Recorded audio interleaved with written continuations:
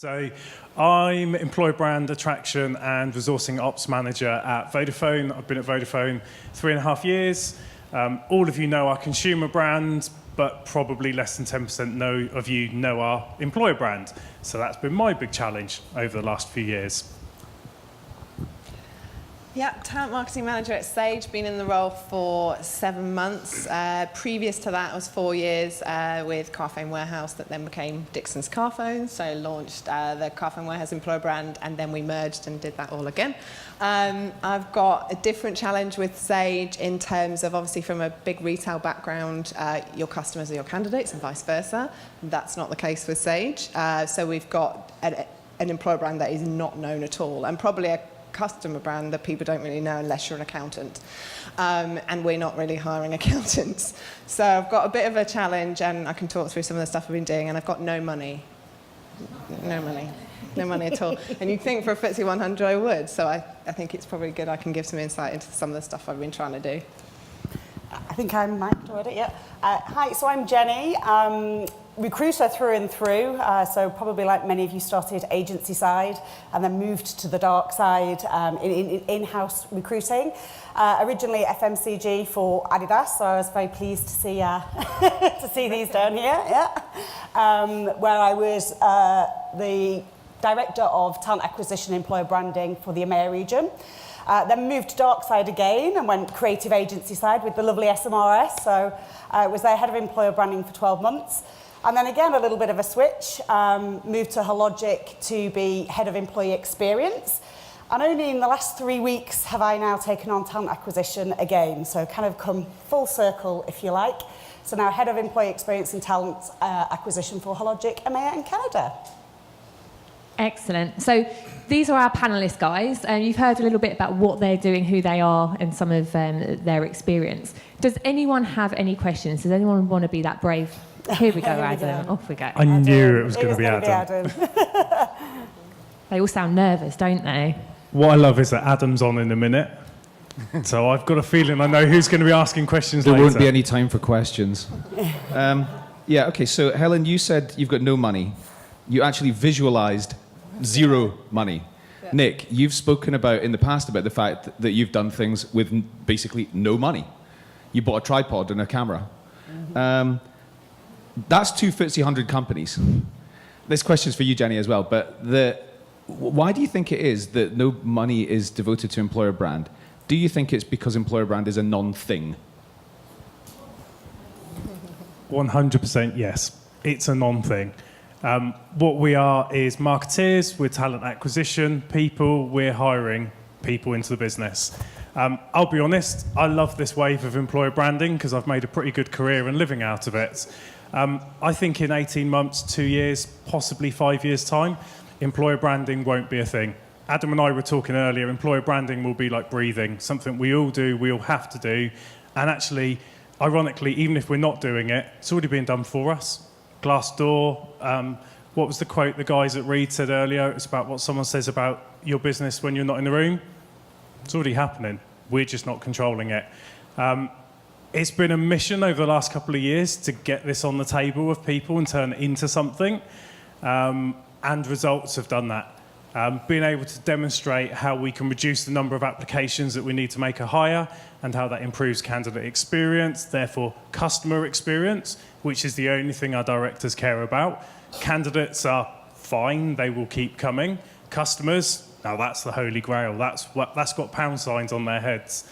So switch what we're doing and put it into the language that your directors and your CEOs understand, and all of a sudden money doesn't come flooding in, but conversations are a little bit easier and you can start talking about if we had 2 grand, 5 grand, we could do X. I'm going to invite myself out of a job. I totally agree, actually. If only we treated our people well and had great leaders, we wouldn't need to do EVP projects all the time. I wouldn't have a job.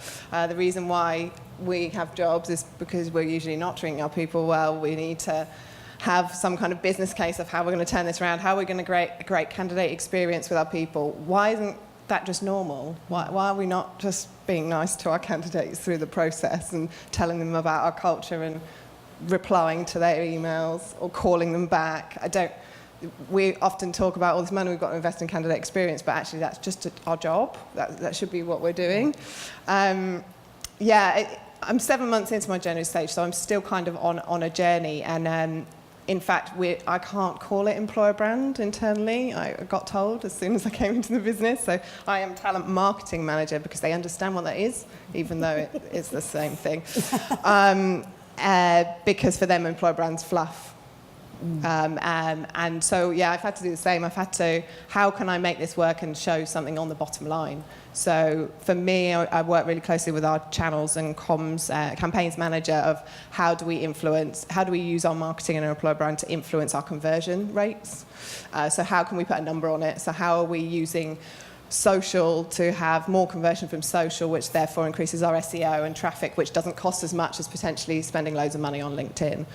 So I've had to go to real kind of figures. I'm not at the stage where I can go, can I have £100,000 just to do a branding campaign to improve our reputation in France? It's got to be, right, this goes out here and how does that link to conversion? So I've done it based on numbers. And then hopefully I'll release budget for September time, but at the moment it's been me with my phone going around putting it in people's faces going, why do you work at Sage? And then trying to post it at places to at least do something, just start somewhere.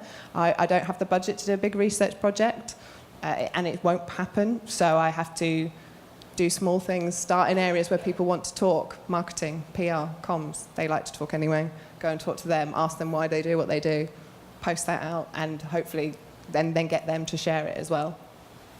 So I think for me it's more of a broader HR question, that HR for many, many years have been known as cost centres, and there has been tons of investment from organisations into projects around employee engagement and driving performance through engagement that sadly in a lot of instances, not in all instances, have proved to be fruitless. So then when the new buzzword in HR kind of kicks into play, which is employer branding, the business go, it's more of the same fluff, you're not going to be able to prove it to us, there's no ROI. So I think, back to the point earlier on, even at Adidas, I mean, that is a huge global brand, with multiple brands underneath, very consumer facing. Our candidates were our consumers. And I can tell you for the whole global enterprise, my budget was €230,000, which had to also cover all of the LinkedIn licenses and all of the job boards. So again, flip camera, and off we went. But I think for me, it's really starting to almost dispel the buzzwords or the flavour of the month of whatever's happening in HR. And, I'm kind of caught in that loop already with the employee experience, which is a new topic that's kind of coming out. And for me, it's about now us as a HR organisation starting to connect those dots for the business, bringing talent attraction, employee engagement, employee experience, consumer experience, all under one pot, or all under one umbrella, and really starting to drive some results for the organisation. Does everyone in the room have an issue with budget, or has anyone got loads of budget that they can spend? No one's got enough budget. Classic. Are there any other questions?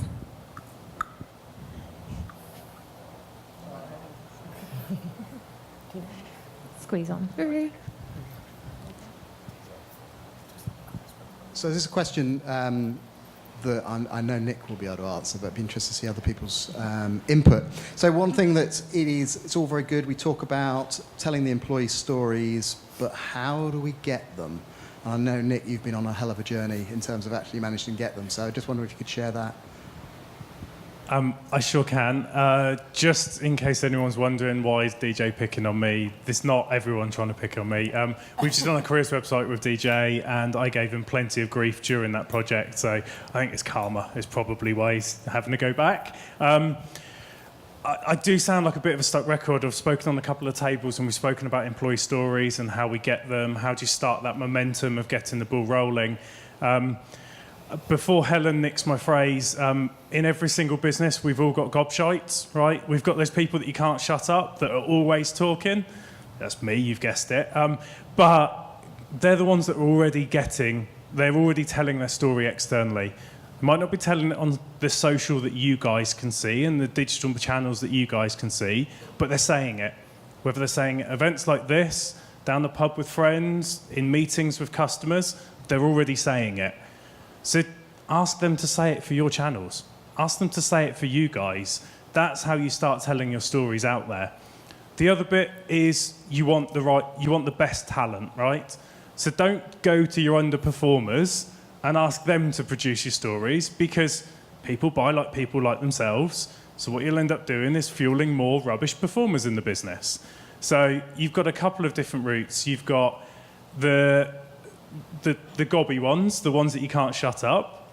You've got your peak performers, because generally the reason that they perform the best out of the business is because they care the most. There's a natural ability and a talent that goes with it, but there has to be a want to really buy into something.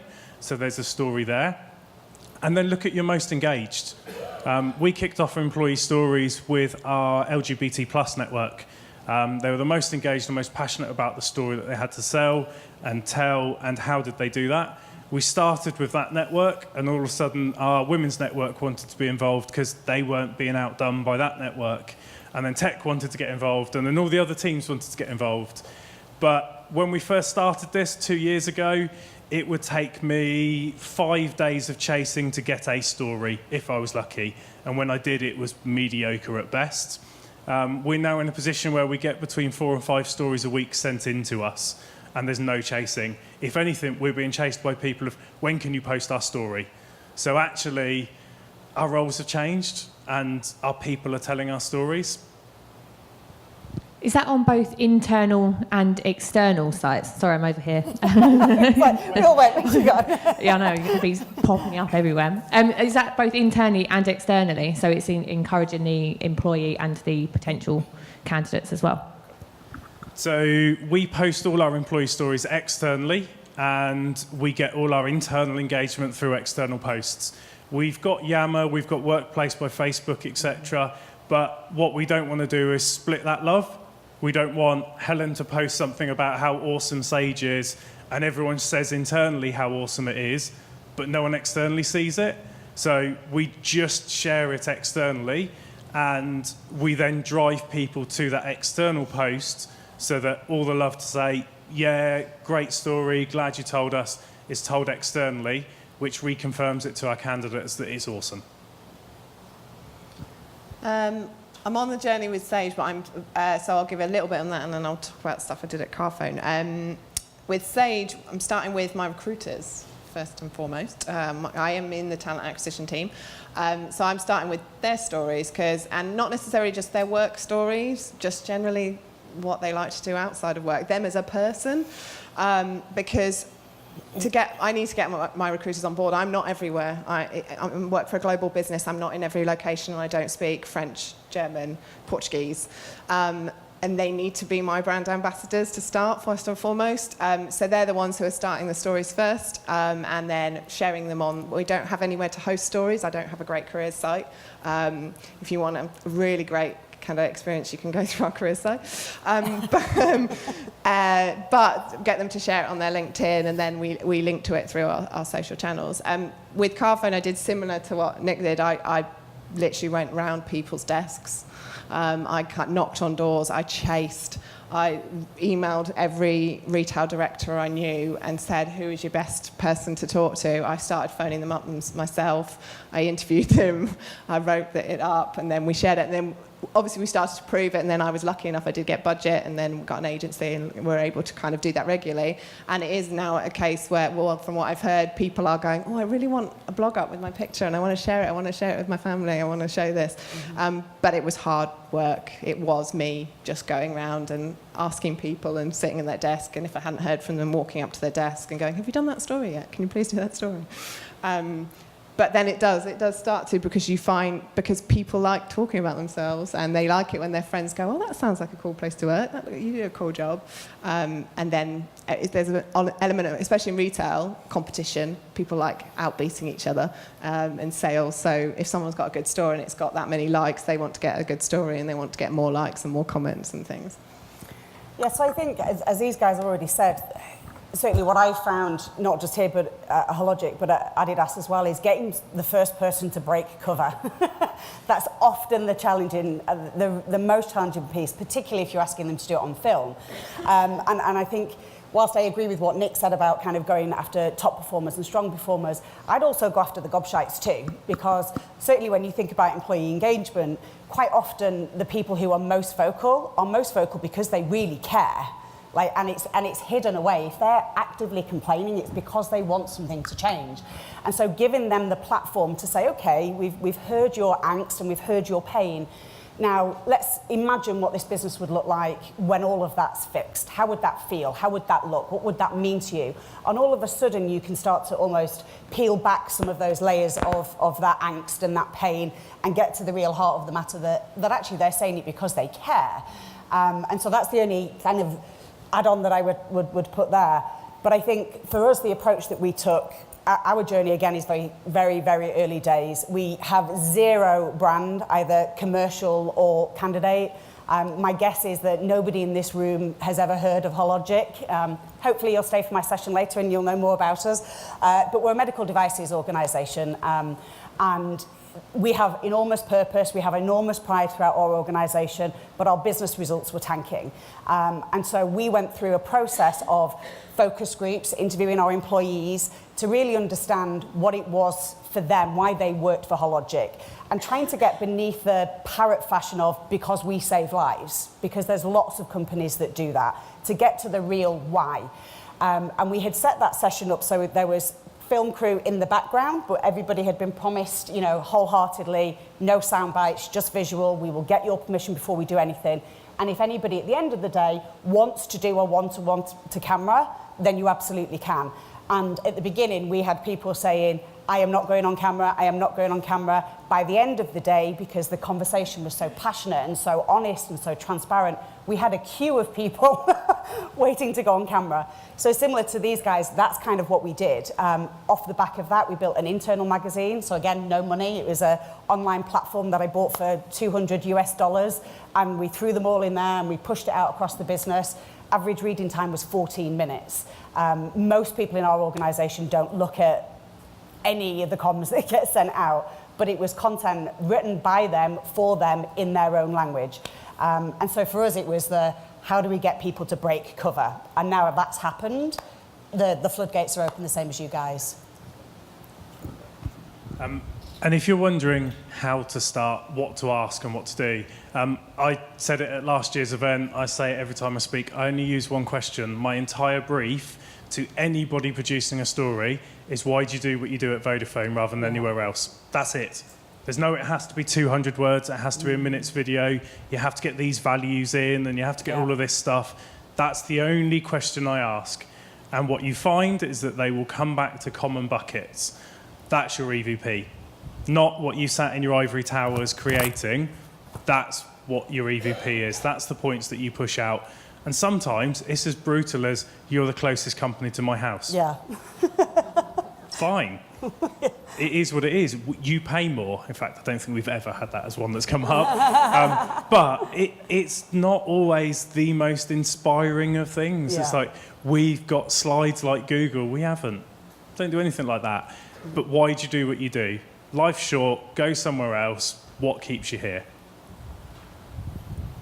So I think one of the questions on the sign-ups was talking about tools, technologies and platforms as well. So do you have any recommendations of tools, platforms to enhance or your employer brand or get the message out there?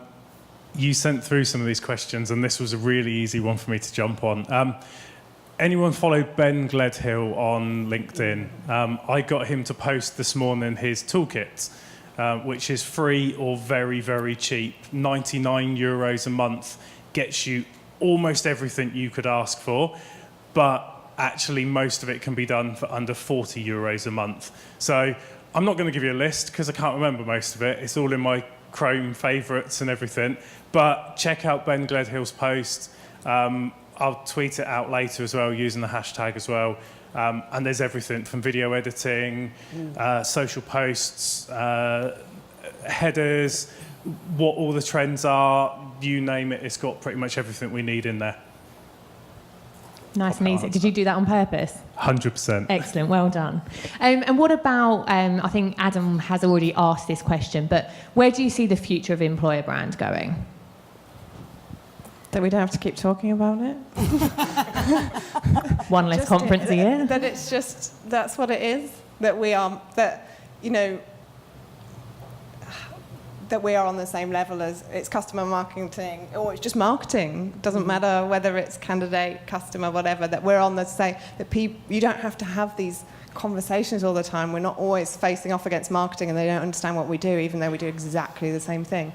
That your CEO is a great leader and treats his people really well and got great leadership, and culture is just encouraging. We're not having to fight for money, and we're not having to come up against all these challenges. Obviously, we want to be able to have challenge in our work, but that it's just not this buzzword. I don't want it. I'm fed up with buzzwords. It's like, I mean, it'll probably come full circle, and we'll be talking about candidate experience again next year, or then it will be AI again, or, you know, we seem to be just going round and round. I feel like it just should be, let's talk about talent, let's talk about HR and how all this great stuff that we're doing, rather than employer brand and how hard it is to do.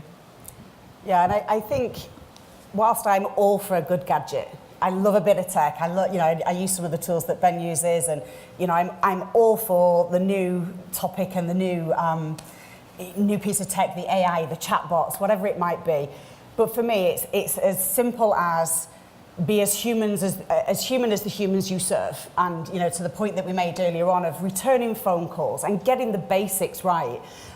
That's where I would really like for us all to kind of go of, let's put the tech to one side, let's fix our broken processes, let's understand how to talk to people in their language, in a meaningful way at the right time, and then let's service them throughout that process. That's what I would hope for. Does anyone have any questions? Yeah.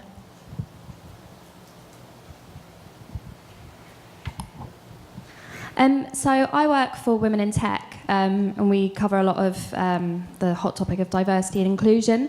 So obviously we've spoken a lot today about employer brand from a general perspective, but what sorts of things have you done to create a diverse employer brand? Because I know Vodafone have used things like Textio. You know, there's companies changing their logos to rainbow for Pride Month. There's communities building within companies. What have you guys been doing? So from our side, our CEO is pretty strong on this point, and sadly probably goes against everything that you believe in, but he is not for quotas whatsoever. So our stand is very much around the right person in the right job at the right time. Now, thankfully, we're very lucky that actually we've got a pretty good 50-50 split in terms of men and women. We've got enough representation of females at leadership levels. Even though we don't have to report on our gender pay gap, we're actually going through the process right now of looking at it, not just for the UK, but for our whole region. And so for us, we've also implemented Textio just to make sure that we're kind of bringing down any unconscious biases, particularly in the medical industry. It can sound very masculine, but for us, we're just adamant on getting the right talent that believe in what we believe in and are able to deliver the job that we need them to deliver. For me, D&I doesn't start at recruitment. It doesn't start at a balanced short list of 50% male, 50% female, for example. For us, it's those stories, it's the voice. D&I starts with giving everybody in your organisation an equal voice. So I don't go out and say, I want 5 white males from sales to give me their background, what they're doing, what their stories are. In fact, I don't do that for anyone anymore because they come to us. But actually, they represent our business. And the beauty with our careers website is we've got over 100 stories of our different people, and they all tell their own story in their own way. A lot of our adverts, we've used Textio for quite a while. I'll be honest, I actually prefer Cat Matfield as a platform, which is free and allows you to tweak some of the phrases and terminology that sits in there. But it's everywhere. It's what does your website say? What do you do? Where are you looking for? What's your closing date on your advert, for example? If your closing date on an advert is 5 days' time, you will drive more male applications than you will do females. I think the stats say women need to match 70% of the role. Men will just go, bollocks, I can apply to 70% of the roles out there. So it's like, actually, you just need to change how you're doing things to be able to allow talent to apply. And if it's not represented through the pictures, the images, the text, the words you're using, you aren't doing D&I properly. It's not just about advertising with you guys and all of a sudden we're D&I inclusive. Or is it the worst advert and are they never ever going to meet another person apart from this model person the whole way through the process? In which case, it's broken. Just be honest and here's who we are, here's what we are. We're trying to change, we're not perfect, but we're trying to change. Come change us with us. It's a difficult one to answer for me. I think D&I currently at Sage, no comment, I think. I'll stick to that. But I do believe from a personal perspective, it starts with the business. Our business at the moment doesn't represent what we need it to be. So it's quite difficult we don't have a lot of these well-established like networks within, Women at Sage is kind of a small network that we're building. So it's difficult for us in the talent acquisition team to go out all guns blazing, say we're a diverse organisation when I don't think we are right now. Unfortunately, we have quotas. I don't agree with them, but unfortunately they're having to be put in place because we're never going to get anywhere if we don't do something. For me, there's something that I always go back to with diversity and inclusion. It's something that someone we both know, Charu, she used to work at Ferrero. She's now Global Employer Brand Director at McKinsey. She talks about belonging rather than diversity or inclusion, whatever it is. It's getting people who want to belong at your organisation and want to stay there. And so how do you just facilitate that through having a really diverse process that will accept anyone who then belongs with you? Ultimately, obviously, that links back to whether they belong with your employer brand. So yeah, for me, I kind of try and not think about diversity and inclusion. I always go, how do we make our business about somewhere where someone wants to belong and wants to stay there? And I think just to kind of add, an anecdote to this of how it can feel to be a quota, I guess. So there was an incredibly talented lady that I worked with at Adidas. I mean, this woman was smart as anything and absolutely deserved the promotion that she got. She was Asian, she was a mother, she had an alternative lifestyle in the fact that her husband stayed at home and she was the exec. And, a promotion was up and she absolutely deserved it. But at the same time that she was going for this promotion, these quotas were released. She actually walked away, she turned down a job because she literally just felt like, this isn't for me. I have been given this job because I am ticking alternative lifestyle, female in leadership, Asian. And we actually joked about it, cut your arm off and become a lesbian and you've ticked all of the boxes, But she actually walked away from a job that she absolutely deserved because she felt like it wasn't being given to her on the right premise. So whilst I'm all for it, I think it's such a complex situation and such a complex, almost society and kind of context that we've created for ourselves that it can be a little bit of a minefield. So just watch out. Just be careful. Tread carefully. Yeah, it's so topical and in the news so often now that people really are. We had an event a couple of weeks ago, and one of the speakers did say that they're finding it really hard because people are so aware of it that they don't want to be another statistic, essentially. So it's something to be careful of. But are there any other questions before we wrap up? Yeah.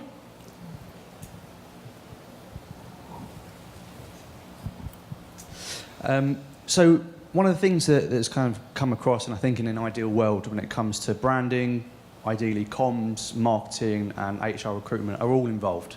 I think that kind of makes sense. But one of the themes that has come out certainly on this table today is where there is either conflicts between different divisions getting involved in that process or literally no one has got involved in it at all. So I guess the question is, where should that be driven from if it is one of those segments, and is it possible to do it as an individual segment rather than across the whole team?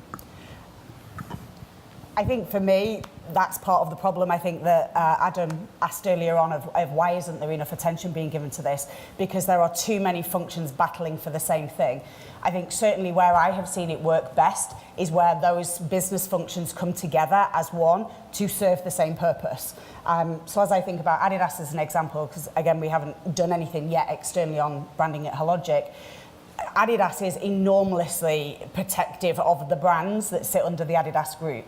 And for us, it was all around demonstrating to them that at the time we were launching our employer brand, should I say, we were behind Nike on the consumer side for that urban youth. So kind of the 18 to 25-year-old youth was the target audience our marketing business was going after. Now, that was typically at the time, the volume of our roles were retail stores or service centres was the same thing. So we literally went to our marketing team and said, you need to help us help you. And started talking to them in their language and really proving our own. So when we put out those employee stories, which, I've literally just done this at Hologic. In Manchester recently, we had the Bomb, obviously, at the Ariana Grande concert. And one of our beliefs is to treat people as people first and employees second. Now, we had an employee whose band outside of the office had been selected to go on the I Love Manchester charity single. Now, we were all enormously proud of him to do this, but we are heavily regulated. To get anything on social media goes through a 6-week regulation process, and our US team just would not buy it. It's not to do with the business, and it's nothing, it's a very weird discussion. We don't like it. And I fought, and I fought, and I fought, and I fought, and that landed. They put it out there, and it was the #1 post of any post that we have ever put. So the only thing that I would say is if you can't get the partnership with them, keep banging that door. Just keep chipping away with the little things, because it's the little things and the evidence that you can then prove from those little things that will start to change the mindsets. I completely agree with that, and data is so readily available that that's what fights our corner. I'm forever getting told off because I ask for forgiveness once I've done stuff. And the problem is that the telling offs always kind of go, Nick, shouldn't have done that, that's against this, blah, blah, blah, we're not allowed to do that. And then I just play back how the numbers have worked, and I've driven more candidates to the website, and I've done all these things. And then all of a sudden the telling off sort of changes to, we should have asked permission. And I always play back the same question of, so if I asked for permission, would you have said yes? No, we wouldn't have. So I did the right thing for the business then. And actually, we've been generating more traffic to our enterprise sales site than their marketing has by sharing enterprise sales stories. So actually, I'm in a position now where they're throwing budget over at me to produce more stories, despite the fact that my team is myself and one person who started this week, and they've got over 15 people in their enterprise marketing team. So when we started social 2 years ago, there were 17 different teams that I had to get on board and buy into it. Now, thankfully, most of them didn't want to do anything, but I couldn't get them to block it. I had to stop them blocking it. And now they're in a position where we did programmatic before our marketing team did programmatic. Work that one out. Shouldn't have been that way round, but was. We're doing Sky AdSmart for a recruitment campaign, and now our consumer marketing team want to know, how did we do it? Why did we do it? How did it work? What can they do? So actually, we're in a smaller space that gets less attention. So whilst that's a pain that it's harder to do stuff, it means there's less eyes watching. So you can get away with doing stuff and then get ready for your bollocking afterwards. But just cross your fingers that the data works, or hide it quickly before anyone sees it's going wrong. Yeah, I did exactly the same with Carphone. Launch and apologise after. That's exactly what I did. But I also worked really hard again with marketing. Like, it took me 2 years with Carphone, and then they got a new CMO who I'd just worked 2 years to get on board, and then I got 2 at the same time. So I had to then again, but that's what did it. And I think, again, retail where your customers are candidates is a easier conversation sometimes, because you're like, this hits your bottom line. If we create a bad impression, they're not coming to our stores. We need highly engaged people because it affects the NPS in the store. But yeah, it was getting marketing on board. And when I wasn't getting marketing on board, I was just doing small stuff and then proving it. And then I didn't get told off too much, but I had the same thing. Why have you done that? And then I went back and went, well, this is what happened. Oh, okay, that's fine then. And so, yeah, a lot of the time. But I would say, for me, marketing are the key. It's hard work, but you get there in the end. But you, again, have to prove it.